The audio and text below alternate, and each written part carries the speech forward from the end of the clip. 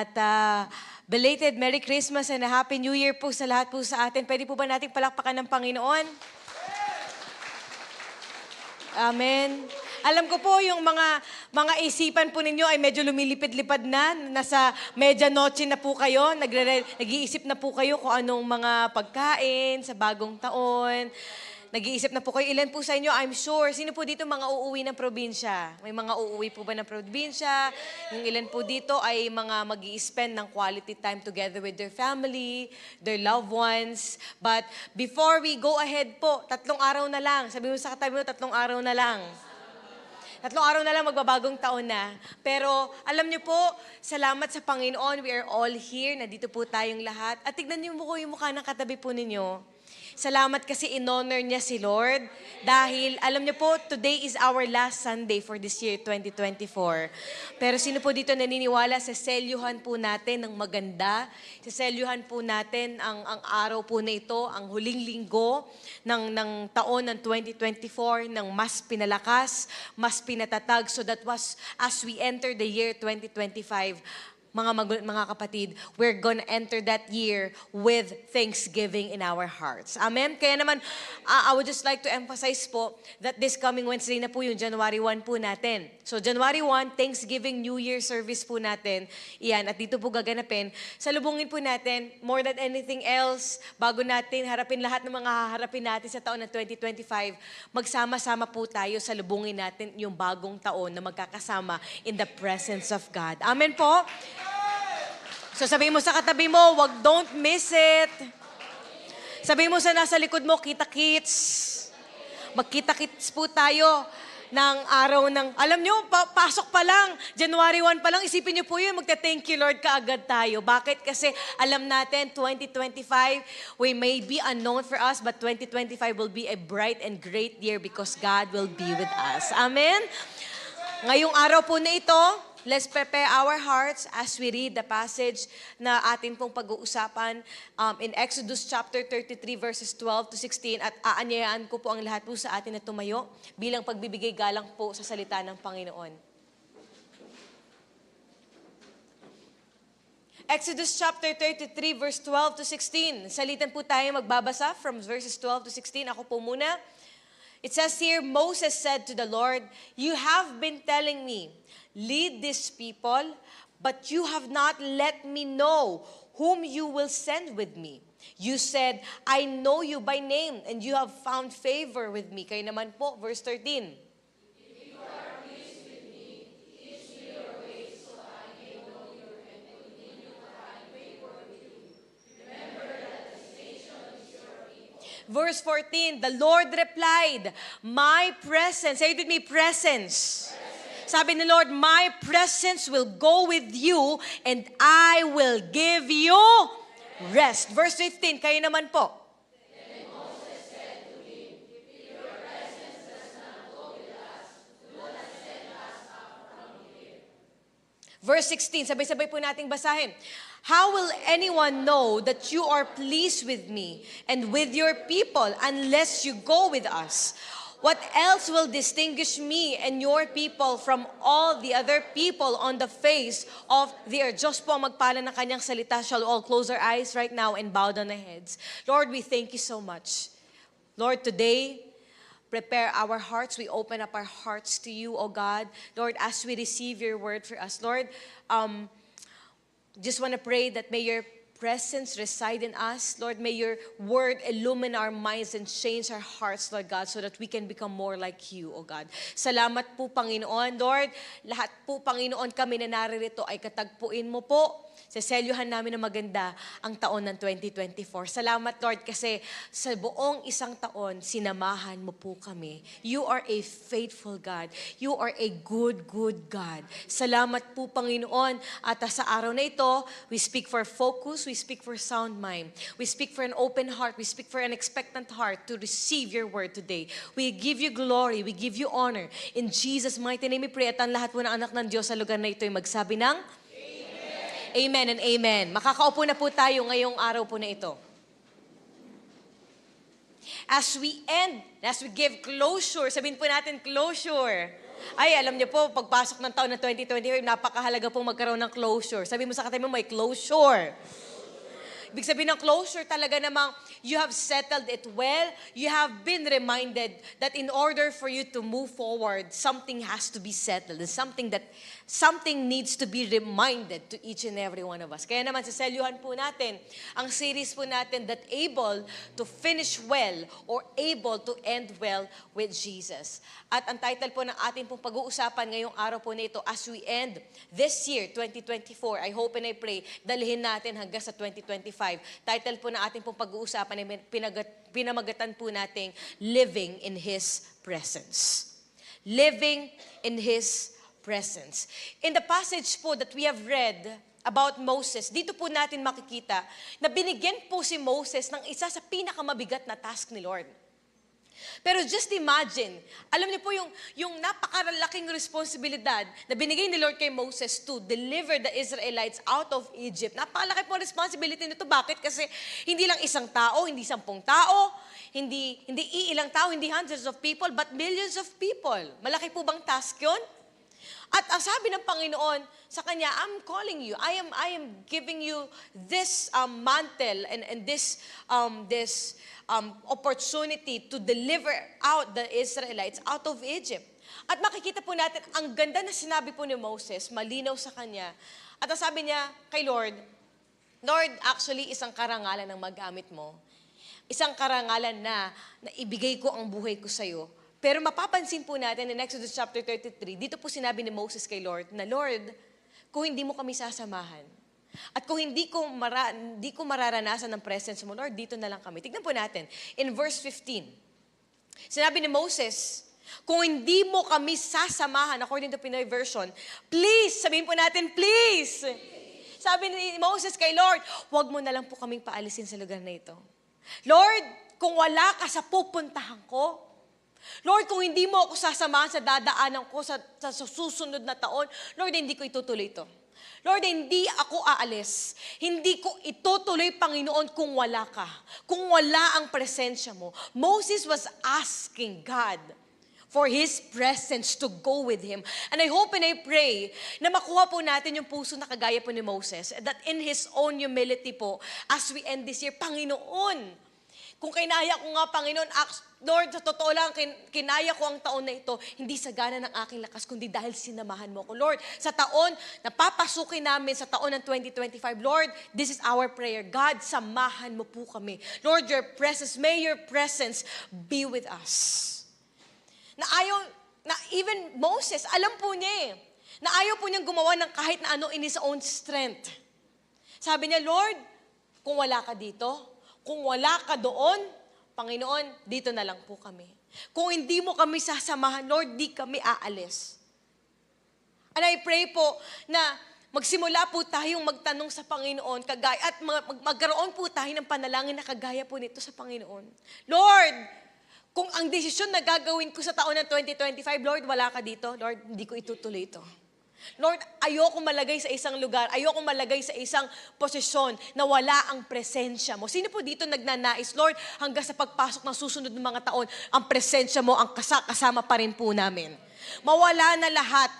Maiwan man tayo ng lahat, pero kasama pa rin natin ang presensya ng Panginoon. Are you here with me? Hindi po aksidente na pinangalan po ng Diyos sa kanyang bugtong na anak na si Jesus ang pangalang Emmanuel, which means God with us. Dahil sa lahat po ng daan na tatahakin po natin, definitely po for sure, hihilingin po natin sa Diyos na, Lord, samahan mo po kami. That every time na may nagagawa ka, every time na hahakbang ka, kahit na wala ka pang kakayanan, makikita ng mga taong nasa paligid mo na hindi mo kinaya sa sarili mong kakayanan. Pero dahil sinamahan ka ni Lord. Who among you believe na ito pong nakalipas na taon po na ito, kinaya mo? Tignan mo yung mukha ng katabi po ninyo. Kinaya natin, hindi sa gana ng lakas natin. Kasi kung usapin lang po ng sarili natin mga capacity, limitations, sarili nating kakayanan, ay maniwala po kayo sa akin, marami na po tayo nakitang sumuko. But up until now, tignan mo yung mukha ng katabi po ninyo, yugyugin mo yan.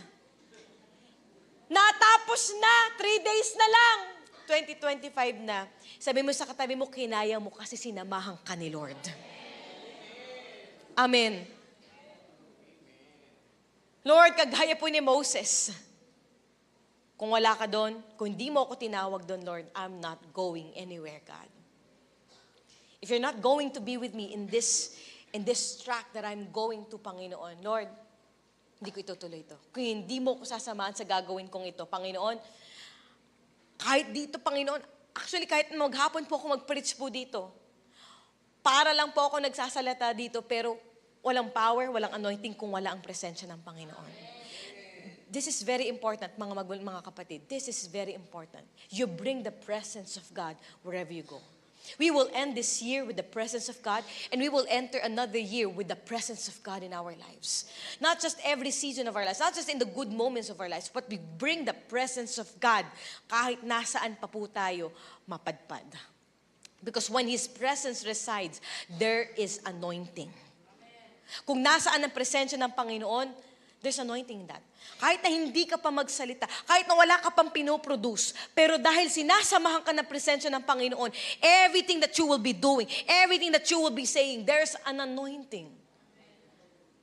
Kaya napaka-importante po na magkaroon po tayo ng panalangin kagaya po nito na ginawa po ni Moses. Lord, kung hindi mo po ipaparanas yung kapangyarihan mo, kung hindi mo ako sasamahan, Panginoon, mahuhulog ako.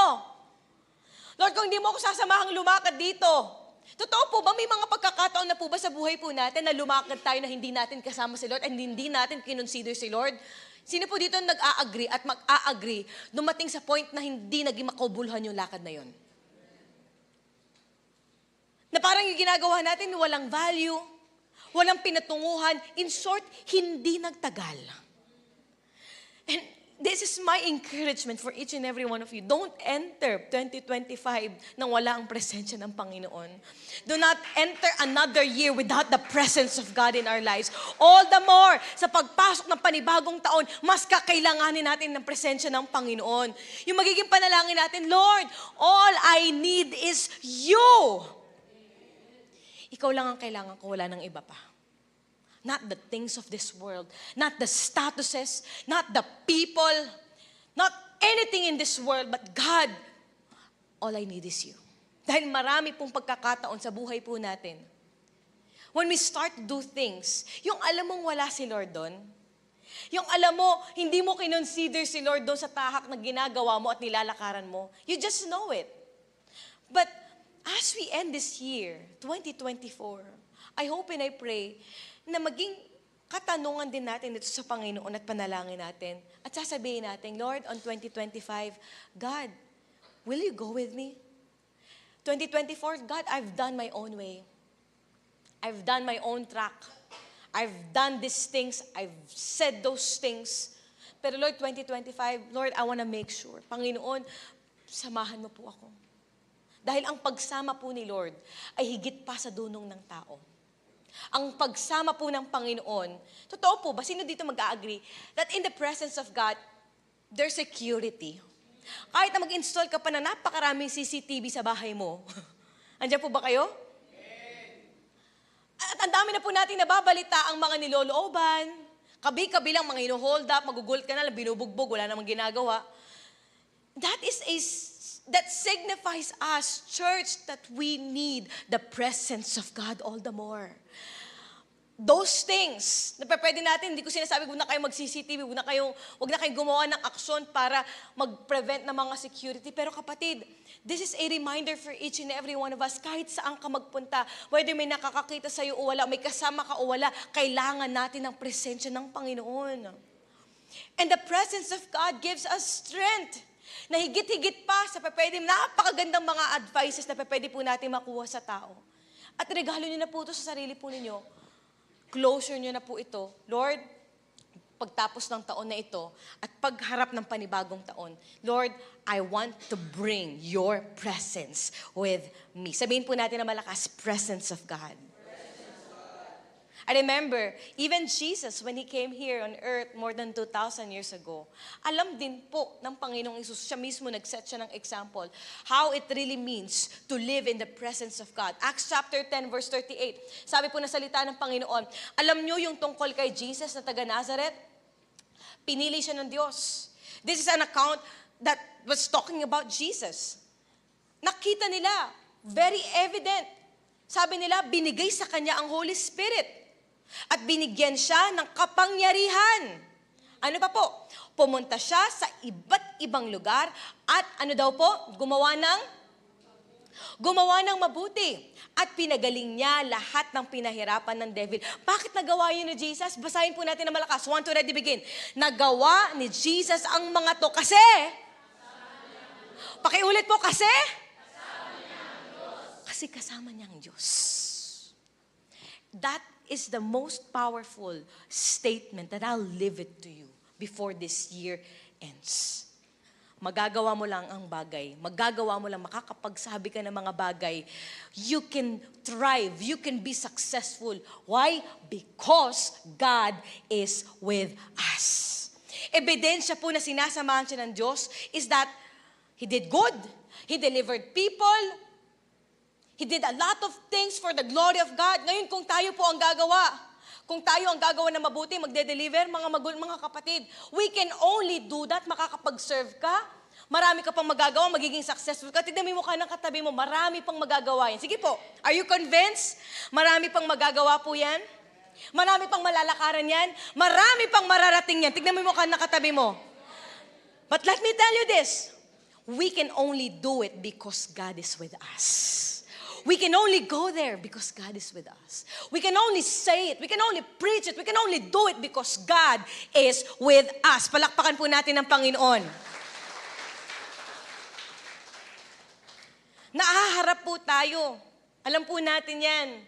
Kahit magbago pa ng taon, kahit marami pa mga New Year's resolution, pero this is a reality. Naaharap po tayo sa mga iba't ibang mga pangyayari in this generation today. Kabi-kabilang mga injustices. Manonood ka lang, mabubuksan mo lang yung balita. Samot-saring mga confusion na maglalagay at ilalagay ng kaaway sa isipan ng tao, kahit sa isipan ng bata, confusion in identity, confusion in relationship, confusion in family, na sumisira ng bawat marriages, sumisira ng bawat pagkatao ng tao. Hindi po ito magagawa ng, alam niyo po yun, yung movement na pagprotesta. Hindi po ito magagawa ng mga pagbaviral na video sa TikTok o Facebook. Nangangailangan po ito, tingin po kayo sa akin, nangangailangan po ito ng mga taong dala-dala ang presensya ng Panginoon. Dahil kung nasaan ang presensya ng Panginoon, ang pagsama ng Panginoon, there is healing, there is restoration, there is anointing na hindi nagagawa ng tao. Nangangailangan po ito ng mga taong, tignan niyo po yung katabi po ninyo, mga tao na kagaya mo at kagaya ko, na dala-dala ang presensya ng Panginoon. Can you look at the person next to you right now? Do you believe that the person next to you is a carrier of the presence of God? Take note, when you are a carrier of the presence of God, you will never compromise the Word of God. When you are a carrier of the presence of God, you know where to stand. You know where to be firm with your decision. At ng tao, gagawin natin, we as a carrier of the presence of God, ang goal natin, maibalik ang tao, pabalik kay Jesus. At hindi po ito mangyayari dahil gumagawa po tayo ng mabuti. Malinaw na malinaw po ang salita ng Panginoon. It's not by good works, but because we carry the presence of God. Tapikin niyo po ulit yung dalawang katabi po ninyo. Sabihin mo sa kanya, be a carrier of His presence. Ganda kasi bungad ng 2025. Lord, wala akong ibang bitbit, wala akong baggages, pero all I have is right now is that your presence is with me. Lord, kahit presensya mo, kahit wala pa mga bagay na ito, assured ako, confident ako, matatapos ko ang susunod na taon. Amen? Because why? He has anointed us with the same power. He has anointed us with the same grace, the same anointing. That every time, even when we talk to people, makakaharap ka ng mga tao sa susunod na taon, makakaharap ka ng mga taong who are struggling. Pero because the presence of God is with you, kahit na wala ka pang titulo ng pagiging pastor, but because the presence of God is with you, kahit yung mga may sakit, gagaling. Because why? Not because you are good or you are doing good, but because God is good in your life. Sige po, palakpakan po natin ng Panginoon. Ano pa magagawa natin kung kasama natin si Lord? Kung hindi natin kasama si Lord, wala tayong magagawa. Pero kung kasama natin si Lord, marami tayong magagawa. That's the difference of it. But, here's the thing po. And I want us all to understand this. Kasi, akala ng marami, just because we have experienced the presence of God every Sunday, does not mean that we are truly living in His presence. Pwede kasing ganito yan. Sino po dito nakaranas ng magkaroon ng bisita? Taas ang kamay. Ang bisita po ba, tanungin ko kayo, ang bisita po ba laging pumupunta sa bahay? Paano pag ang bisita ay lagi na pumupunta sa bahay? Ano na tawag sa kanya? Ano po? Pwede po kayo sumagot.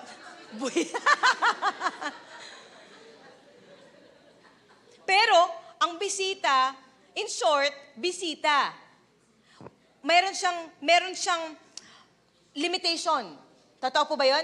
Dito ka lang sa sala, pero hindi ka pwede dito sa CR. Pwede ka lang dito sa baba, pero hindi ka pwede sa second floor. Kasi privacy namin yun. Kasi nga, bisita. Sabi mo sa kanya mo, bisita. The other thing about a visitor is, ang bisita po, hindi laging pupunta sa bahay. Totoo po ba? Unless na lang kung i-invite mo. Minsan nga, hindi mo pa ini-invite, pupunta na eh. Di ba? Pero, in short, hindi yan lagi pupunta. Ngayon, bakit ko po sinasabi to? Kasi, may mga pagkakataon sa buhay po natin, hindi natin namamalayan, na binibisita na lang natin ng presensya ni Lord, pero hindi tayo nananahan sa presensya ni Lord. Are you getting my point?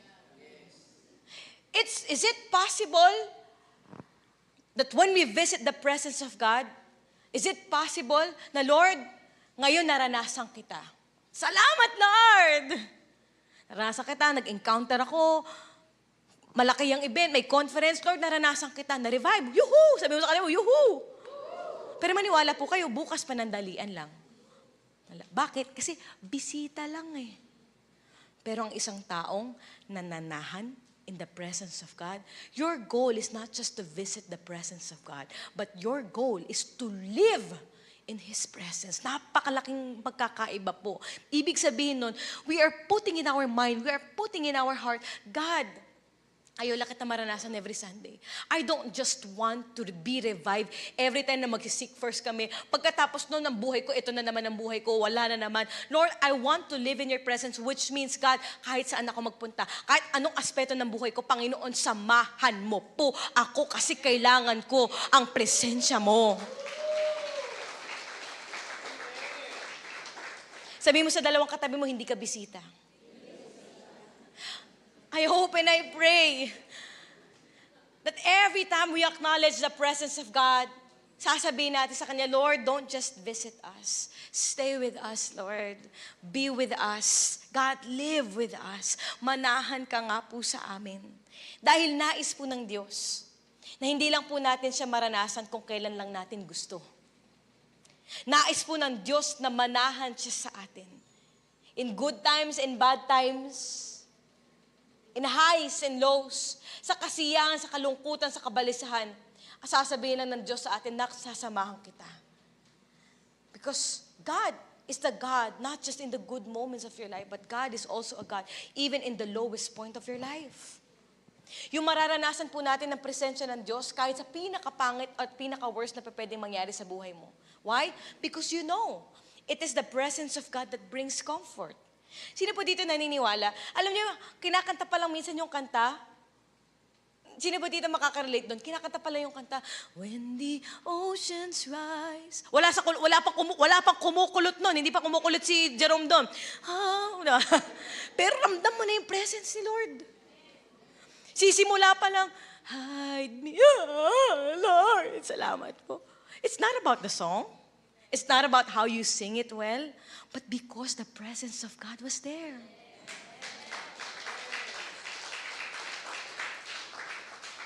Sisimula ka pa lang, papasok pa lang yung araw mo, Panginoon. Sinasabi mo pa lang, Lord, pero, Lord, Salamat po. Why? Kasi kahit nasa labas ka ng church, nararanasan mo pa rin ang presence ni Lord.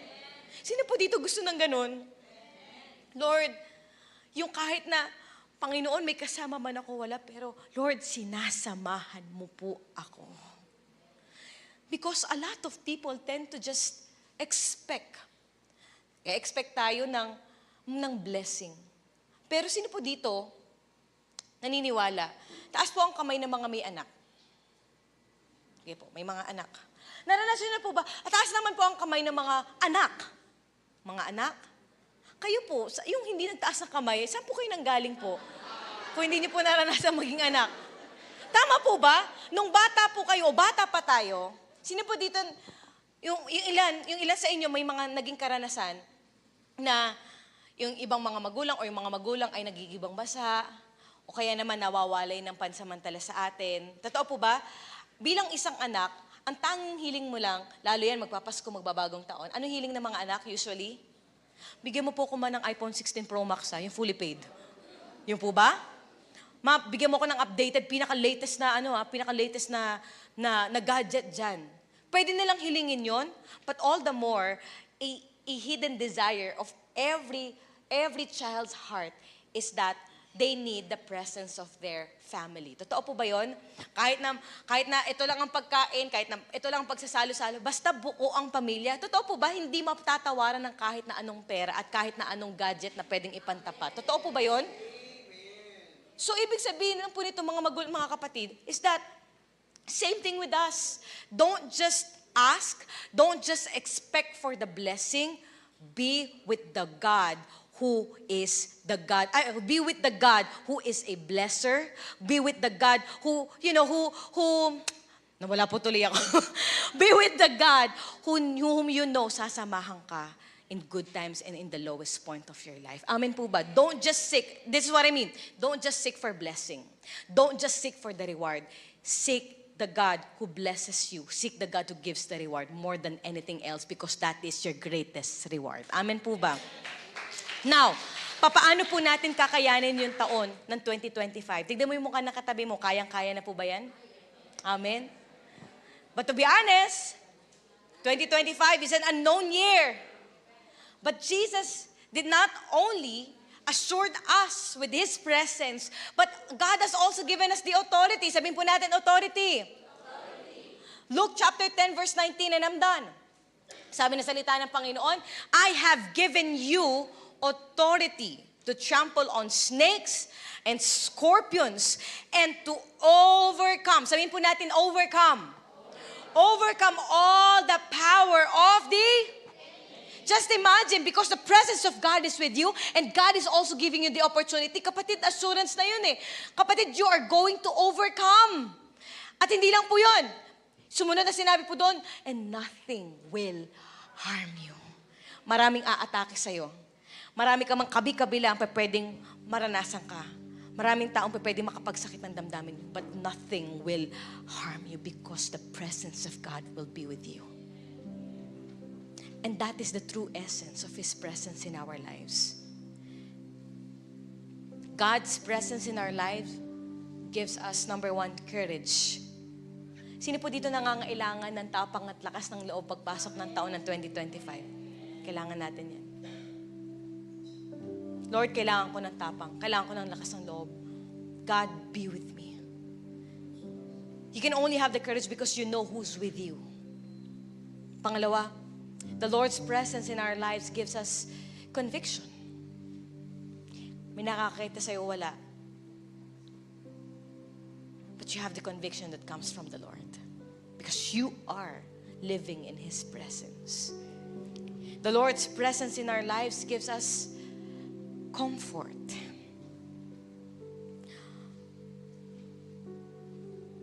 Because you are walking in His presence. Marami kang mga haharaping mga bundok ng iyong buhay. But be comforted because it is God who will be with you. And of course, the Lord's presence in our life gives us care. Kaya papaalala at ipapaalala sa'yo, nak, kung sinabi kong sasamahan kita, ibig sabihin nun may pakialam ako sa'yo. At kung may pakialam sa'yo ang Diyos, isa lang itong ibig sabihin na hindi ka niya papabayaan, hindi ka niya iiwan. Isaiah chapter 41 verse 10. Sabi ng salita ng Panginoon, huwag kang matakot. Bakit? Ano po sabi? Sabi ni Lord, kasama mo ako. Huwag kang mag-alala. 2025, marami kang aalala na iniisip. Sabi ni Lord, ako ang Diyos mo. Iisipin mo pa lang, pero iisipin mo na din at ilalagay mo sa puso mo that I have a God that I serve. Sabi ni Lord, palalakasin kita, tutulungan, di ka pababayaan ng naliligtas kong kapangyarihan. Sabi ni Lord, I'm going to be with you. Kung sinabi ni Moses, Lord, kung hindi mo lang din ako sasamahan dito, Lord, dito na lang ako. But God gave him an assurance, Nak, I'm gonna be with you. Sasamahan kita. Huwag kang matakot. Huwag kang matakot kung iniwan ka ng tao. Sabi ni Lord, I'm going to still be with you. Amen po ba? Sinabi niya ulit, in-emphasize niya, Isaiah chapter 43 verse 2. Sasamahan kita. Kayo po magbasa, 1 to ready, begin.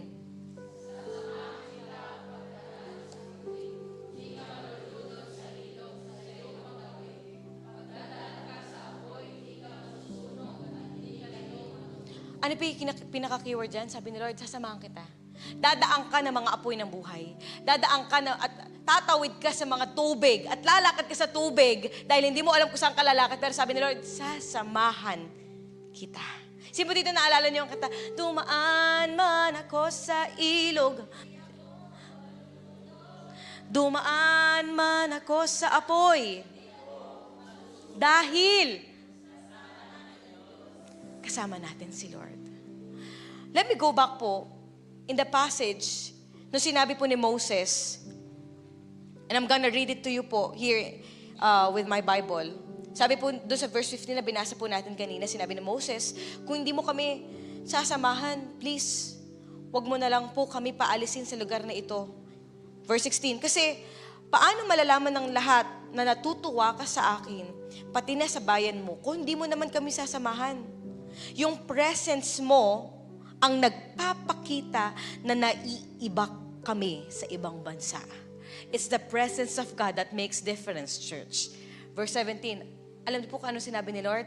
Sinabi ni Lord kay Moses, sige, gagawin ko ang sinabi mo dahil natutuwa ako sa'yo at kilalang kilala kita. Sino po dito nagnanais? One day, alam niyo po yun? You know you have the assurance that the presence of God will be with you because God is pleased with you. God is pleased with you in every step of the way. Amen po ba?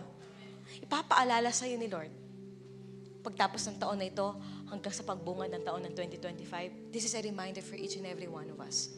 And God is reminding us na sinasamahan tayo ng Diyos. 2025, dadaan ka ng hardship. 2025, dadaan ka ng temptation. 2025, there will be conflict, misunderstanding. 2025, dadaan ang sandamakmak na atake ng kaaway. All the more, we need the Word of God. All the more, we need the presence of God. At kapag kasama natin ang Diyos, hindi ka maliligaw, hindi ka mapapahamak. Because it says in Matthew 28:20, and surely I am with you always. Sabihin po natin, always. To the very end of the age. If you will let Him to be in your life. For it says in the Word of God in Revelation chapter 3 verse 20, here I am. I stand at the door and knock. If anyone hears my voice and opens the door, I will come in and eat with that person and they with you. They with me. Sabi ni Lord, na kumakatok ako sa puso mo. Pero hindi ko pipiliting manghimasok sa buhay mo. Ganun po ang Diyos. He is a personal God. If you will let me, if you will let my presence reside in your heart, dahil nais po ng Diyos, He wants to be with you dahil ginusto mo. Gentle po siyang Diyos eh. Hindi niya pipilitin. He will never force Himself to you, to anybody. Hindi ka niya tatakutin bagkos He will give you an invitation. Knock, I am knocking at the door. If you open that door, you let me stay. I will come in and eat with that person and they with me. God is inviting us to this loving relationship, to the most faithful person na hindi mo nakilala sa tanang ng buhay mo. And that is God. Amen po ba? But the question is this: will you let Him reside in your life? Hahayaan po ba natin ng Diyos ang manahan sa buhay po natin? Tapusin natin ang magandang taon po na ito na magsasabing, Panginoon, lahat ng aspeto ng buhay ko, hayag man o lihim, Panginoon, hinahayaan ko na pumasok ka. Hinahayaan ko ang presensya mo na mag-take over, Panginoon. So that, Lord, as I enter into this new beginning, a fresh start, Lord God, a new chapter of this year 2025, God, marami mga akong hindi alam pa na mangyayari. Pero Lord, buong ang aking loob, hindi ako matatakot. Kasi Lord, sasamahan mo ako. Knowing, Lord, sasamahan mo po ako. And I tell you, church, I tell you, nothing will harm you. Nothing will harm you. Pwede po ba tayong lahat ay tumayo ngayong oras po na ito? Shall we all close our eyes right now and bow down the heads?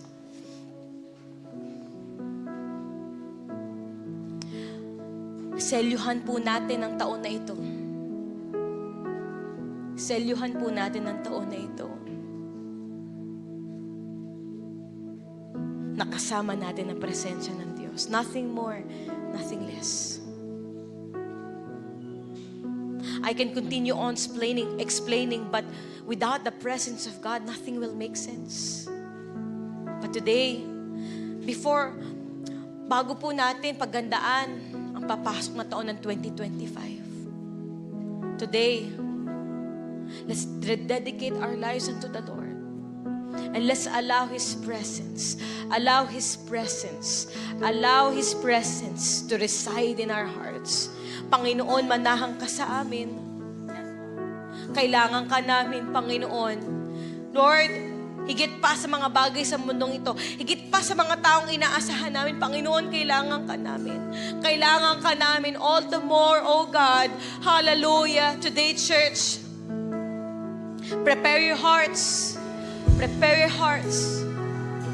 Because His presence is here. His presence is here. It says in the Word of God, for there were 2 or 3 that gathers in His name. He is in the midst of us. We're more than 3, we're more than 5. He is in the midst of us. At kahit dumating pa yung point na ikaw na lang ang mag-isa, sabi na salita ng Panginoon, that He will be with you. Sabi na salita ng Panginoon, I will be with you. When you go through waters, I will be with you. When you go to deep waters, I will be with you. When you pass through the fire, I will be with you. Sabi na salita ng Panginoon, sasamahan ka ng Diyos. Sasamahan ka ng Diyos. Tatawid tayo sa panibagong season ng buhay natin. Tatawid tayo sa panibagong yugto ng taon na ito, na 2025. Kapatid, bring the presence of God with you and say, Lord, tatawid kami, tutungo kami, tatahak kami sa taon na hindi namin alam kung anong mangyayari, sa taon na walang kasiguraduhan. Pero Lord, we have the assurance because we know that you are with us. God is with us. His presence is with us. Hallelujah, hallelujah. If that is you right now, church, let's acknowledge the presence of God here in this place right now.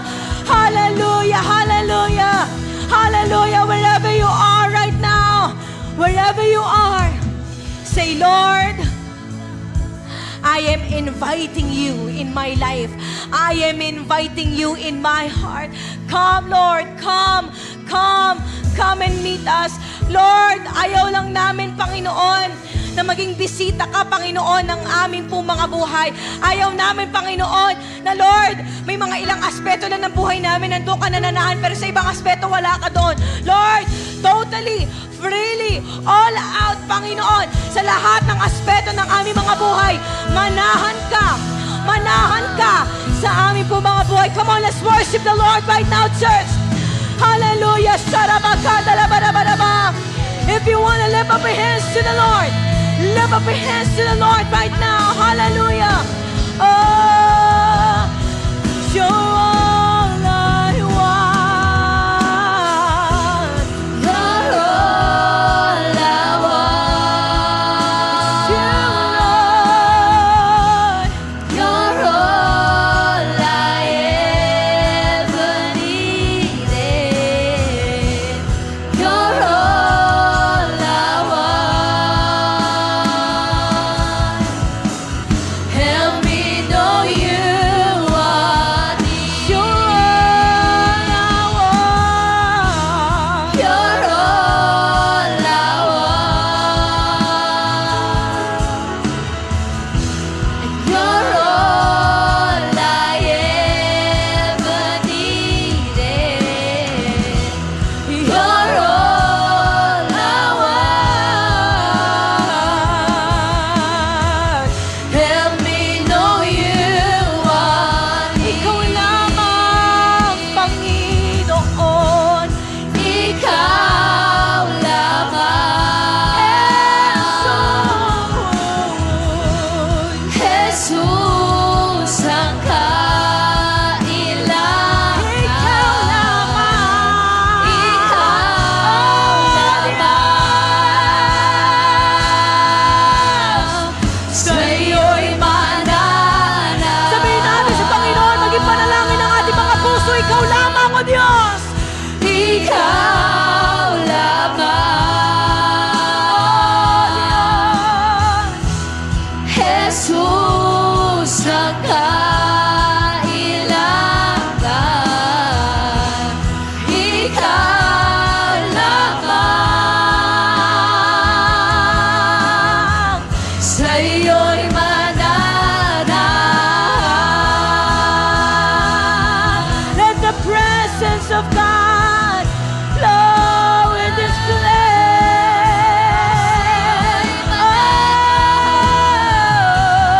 Oh, don't live this year without the presence of God. Oh, Shikiarabasori, arararararara. Siararararabasiki, aramamahadalabahada, lalalalalalalalala. Oh, Lord.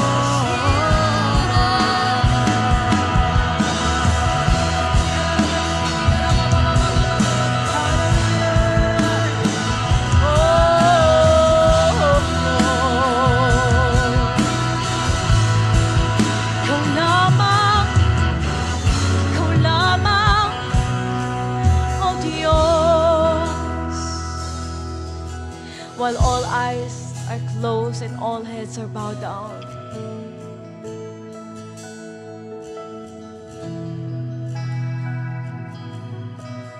let's be sensitive to the presence of God right now. Do not box the move of the Holy Spirit today.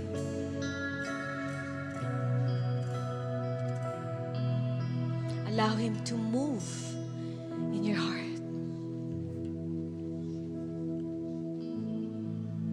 God is telling you right now, Nak, let me, let me, let me, let me.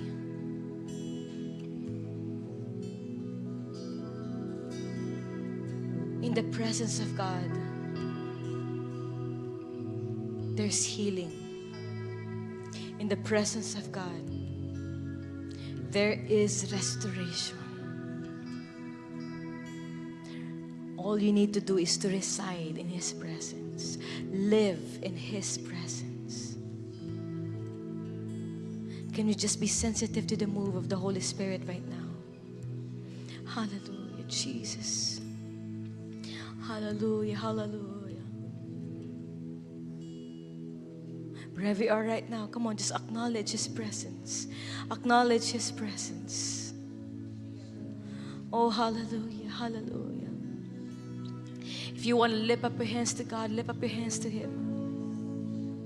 Hindi niyo po sa akin tinataas yan, sa Panginoon niyo po tinataas yan. Just acknowledge Him, acknowledge Him.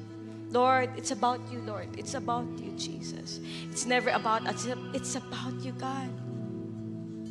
Assurance, Lord. Panginoon, habang nakataas ang aming mga kamay, isipin mo kapatid, parang may kinakapitan.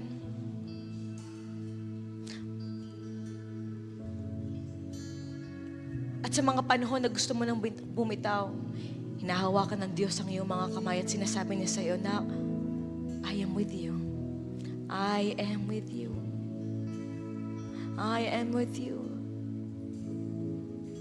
Hallelujah, Jesus. Wherever you are right now, just experience the presence of God in this place. More than the words, more than the mind that can comprehend. May you experience the presence of God in this place. Hallelujah, hallelujah, hallelujah. Let it flow, let it flow. God, our prayer, Panginoon, don't just visit us. Lord, stay with us, God. Stay with us. Be with us, Lord. Be with us. Live with us, God. Live with us. Hindi namin kaya nang wala ka, Panginoon. Yun lang. Di namin kaya. Lord, di namin kakayanin ang panibagong taon kung hindi mo kami sasamahan, Panginoon. We need you. We need you, Jesus. Wala kaming ipagmamayabang. Wala kaming ipangtutunang, Panginoon. Kailangan ka namin. Kailangan ka namin. Kailangan ka namin sa aming buhay. Kailangan ka namin sa aming pamilya. Kailangan ka namin sa simbahan na ito. Kailangan ka namin sa lahat ng gagawin namin, Panginoon. Hallelujah, hallelujah. Can we press in a little bit more to the Lord right now? Let's press into the Lord a little bit more.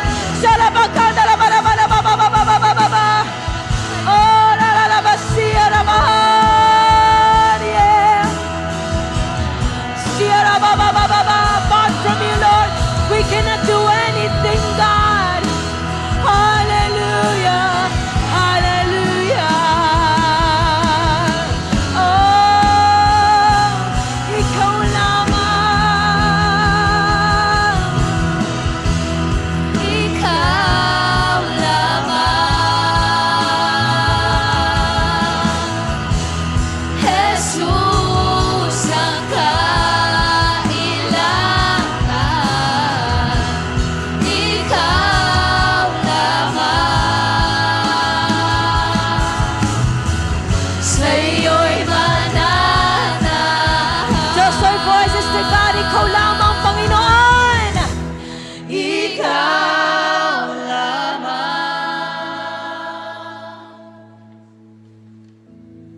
Jesus ang kailangan.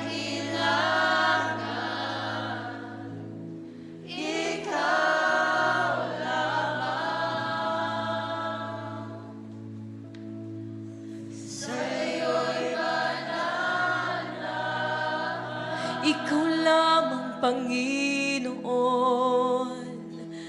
Ikaw lamang. Habang inaawit mo ang awitin na ito, you're instilling, God, ikaw lamang ang aming kailangan. Jesus ang kailangan. Let it sink into your hearts today. Ikaw lamang, Panginoon. Ikaw lamang. Sa'yo'y mananahan. Sa'yo'y mananahan. Sa'yo'y mananahan. Sa'yo'y mananahan. Sa'yo'y mananahan. God, we want to remain in you. Lord, so please remain in us, oh God. Yes. Salamat, Panginoon, for a reminder, God, that as we end this year, Lord, 2024, ready na po kami harapin ang panibagong taon. Kasama ka. Kasama ka, Panginoon. Kasama ang presensya mo. Salamat po, Panginoon. Salamat po. Can we just give the Lord a big clap of praise today? Pinaka-the best sa palakpak para sa ating Diyos na buhay. Come on. Come on. Hallelujah. Salamat. Salamat. Salamat. The Lord is going to be with us. 2025. The Lord is going to be with us. Everything will be brighter. Everything will be greater because the Lord is going to be with us. Kung nakaabot po kayo sa dulo ng preaching po na ito, nais po namin kayong pasalamatan na nagmumula sa aming mga puso sa inyo pong pagsuporta at pakikinig ng salita ng Panginoon na handog po sa inyo ng Light Church May Kawayan. Truly indeed, that through this platform po, marami na po tayong naabot sa paanan ng Panginoon for His glory and for His honor. And ngayon pong oras na ito, kung nais nyo pa pong suportahan ang gawain ng Panginoon, you can easily finance and support and give sa ating pong platform sa gawain ng Panginoon. Pwede po tayong manood ng ating pong mga live stream. Meron po tayong worship Sunday services po every Sunday. That is 10:30 a.m., 1 p.m. for the youth, 4 p.m., 7 p.m., and 11 p.m. po. Philippine time po yan. Maraming salamat po ulit sa inyong time. At sa susunod po na ating pong mga preachings, patuloy po nating suportahan. Maraming salamat po and shine for Jesus.